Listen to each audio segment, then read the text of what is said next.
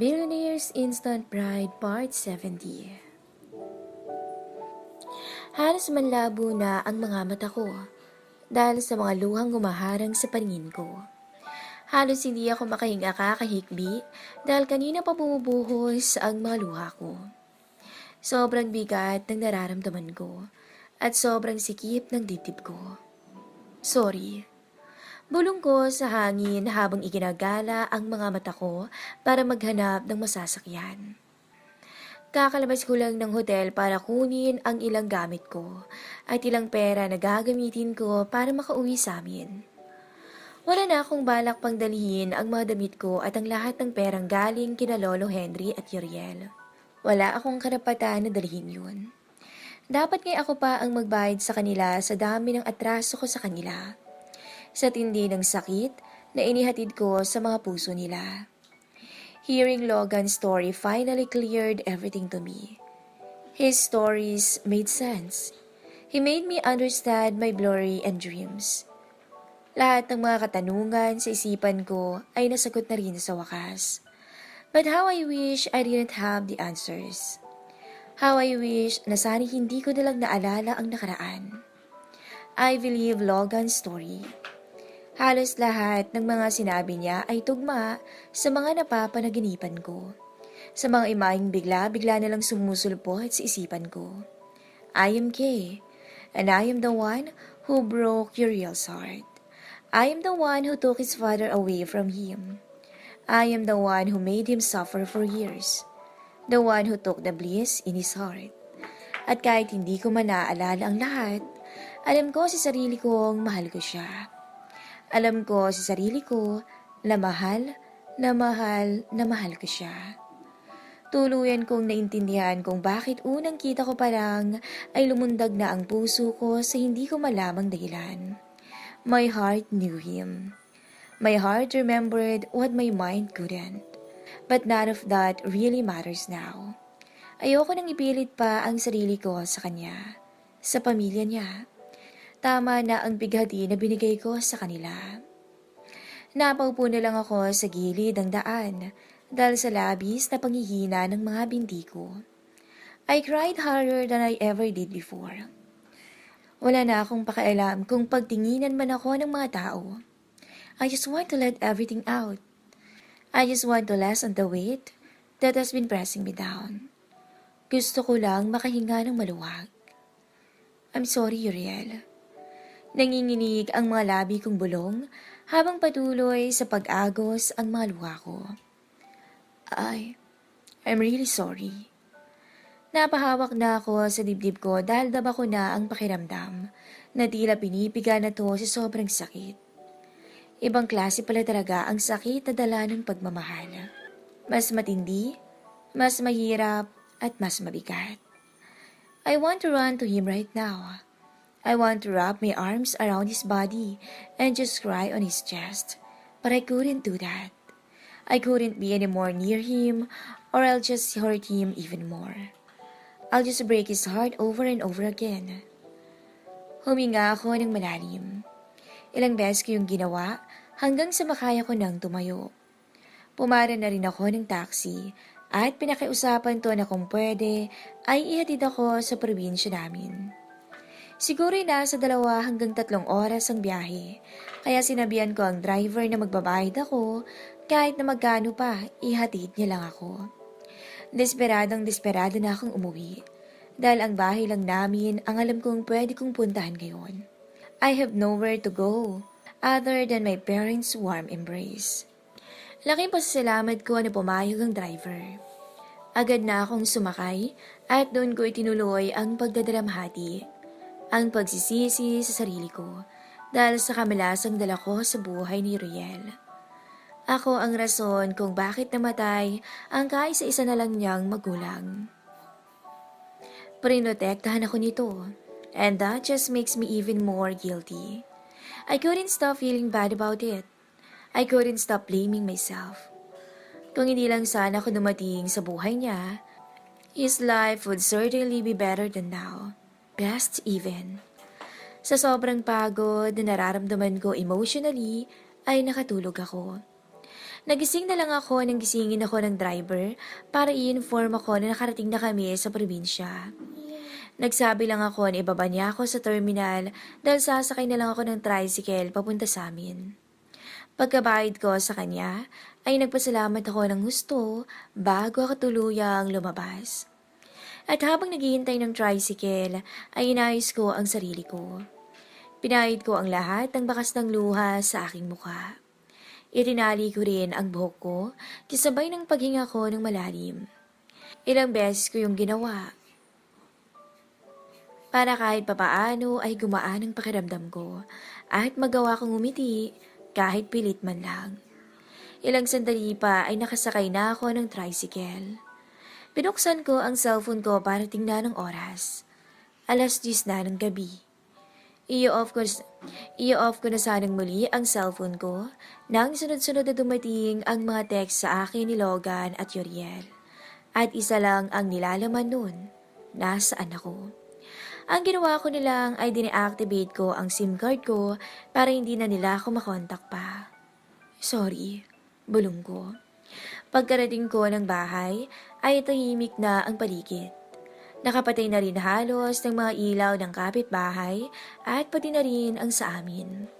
Pagkahakbang ko palang palapit sa bahay namin ay muli na namang nanubig ang mga mata ko. Nanginginig ang kamay kong inabot ang pinto at kumatok. Mama? Tawag ko habang nanginginig ang mga labi. Mama? Patuloy lang ako sa pagkatok hanggang sa may marinig akong ingay sa kwarto nila. Kasunod nun ay ang pagliwanag ng sala at pagbukas ng pinto. Tintin? Antok na antok pa ang mukha niya.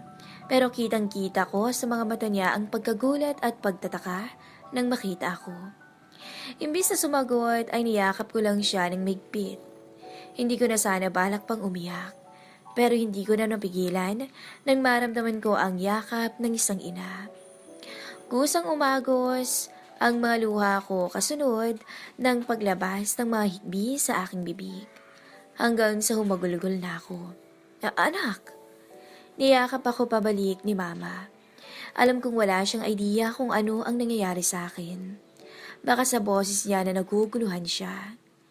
Niyakap ko lang siya ng mahigpit at ibinuhos ang natitirang bigat sa dibdib ko. Maya-maya pa ay nagising na rin si Papa. Narinig ko ang pagtawag niya sa akin, pero hinila ko lang siya palapit sa akin at niyakap din. Laking pasasalamat ko at hindi na sila nagtanong kung ano ang nangyari. Hinayaan lang nila akong umiyak ng umiyak hanggang sa maging ang mga kapatid ko ay magising na rin. Nang kumalma ako ay hiniling ko kina Mama na papasukin ang mga kapatid ko sa kwarto at nang makapag-usap kaming tatlo. Pasensya na sa pambubulabog ko, Ma. Pa, sambit ko nang makapasok sa mga kwarto nila ang mga kapatid ko. Ano bang nangyari, Nak? 10 oras na ng gabi. Nag-aalalang tanong ni Mama. Paano kung napahamak ka? Ano bang iniisip mong bata ka? Segunda naman ni Papa. Pero hindi ko pinansin ang mga tanong nila. Gusto ko ng mga kasagutan. Gusto kong malaman mo na mismo sa bibig nila ang katotohanan. Ma, Pa, nagka-amnesia ba ako?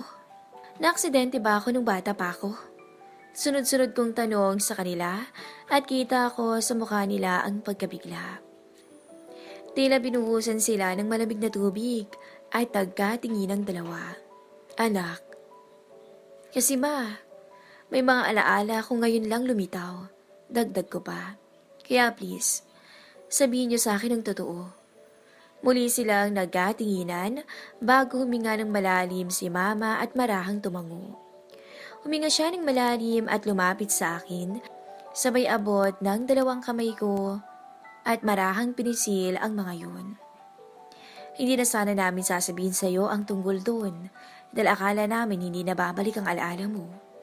Yun din kasi ang kahilingan ng namayapa mong lola. Pagtatapat niya sa akin. Ano po bang nangyari, Ma? Idetali niyo po sa akin ang totoong nangyari. Pakiusap ko habang nakatingin ng diretsyo sa mga mata niya. 8 taong gulang ka noon nang isinama ka ng lola mo sa pinagtatrabuhan niyang mansyon. Panimula niya. Hindi na rin ako tumutol pa Dahil sobrang hirap talaga ng buhay yung mga panahong yun.